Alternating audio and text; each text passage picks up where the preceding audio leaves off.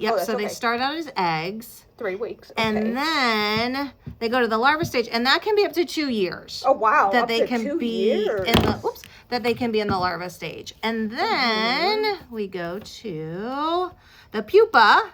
And then the last stage is what we're seeing, and that's the fireflies. Oh my and this gosh. is when they're adults. And so right now what they're doing is why we're here to see them and to see all of these cool lights is they're attracting mates. So they're putting out these lights, finding mates, breeding, then they will lay their eggs, and then the adults die. So this is the end of their life cycle that we're watching.